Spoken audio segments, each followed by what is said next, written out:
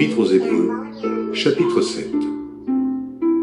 En effet, ce Melchisédek, roi de Salem, sacrificateur du Dieu Très-Haut, qui alla au-devant d'Abraham lorsqu'il revenait de la défaite des rois, qui le bénit, et à qui Abraham donna la dîme de tout, qui est d'abord roi de justice d'après la signification de son nom, ensuite roi de Salem, c'est-à-dire roi de paix, qui est sans père, sans mère, sans généalogie, qui n'a ni commencement de jour ni fin de vie, mais qui est rendu semblable au Fils de Dieu, ce Melchisédek demeure sacrificateur à perpétuité.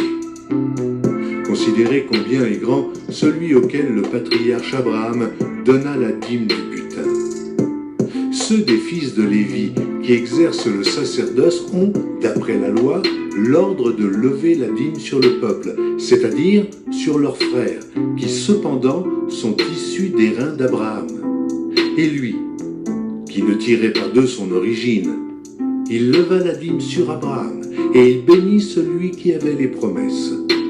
Or, c'est sans contredit l'inférieur qui est béni par le supérieur. Et ici, ceux qui perçoivent la dîme sont des hommes mortels.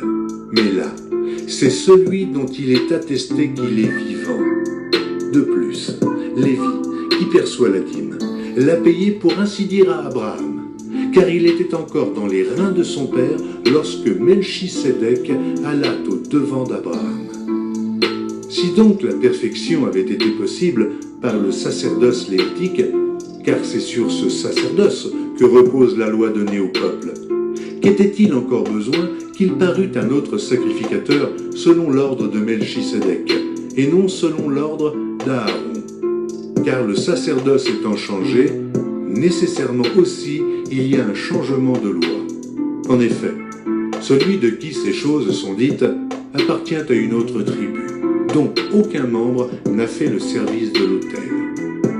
Car il est notoire que notre Seigneur est sorti de Juda, tribu dont Moïse n'a rien dit pour ce qui concerne le sacerdoce.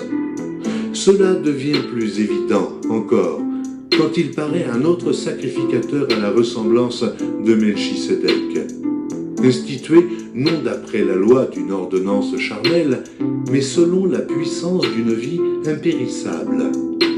Car ce témoignage lui est rendu. Tu es sacrificateur pour toujours, selon l'ordre de Melchisédek. Il y a ainsi abolition d'une ordonnance antérieure, à cause de son impuissance et de son inutilité. Car la loi n'a rien amené à la perfection, et introduction d'une meilleure espérance par laquelle nous nous approchons de Dieu. Et comme cela n'a pas eu lieu sans serment, car tandis que les Lévites sont devenus sacrificateurs sans serment, Jésus l'est devenu avec serment, par celui qui lui a dit « Le Seigneur a juré, et il ne se repentira pas. Tu es sacrificateur pour toujours, selon l'ordre de Melchisédek. » Jésus est par cela même le garant d'une alliance plus excellente.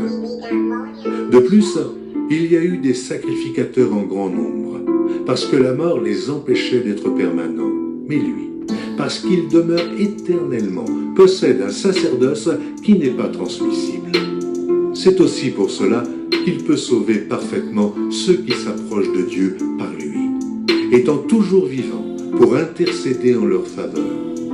Il nous convenait, en effet, d'avoir un souverain sacrificateur comme lui, saint, innocent, sans tache, séparé des pécheurs et plus élevé que les cieux, qui n'a pas besoin, comme les souverains sacrificateurs, d'offrir chaque jour des sacrifices, d'abord pour ses propres péchés, ensuite pour ceux du peuple, car ceci, il l'a fait une fois pour toutes en s'offrant lui-même.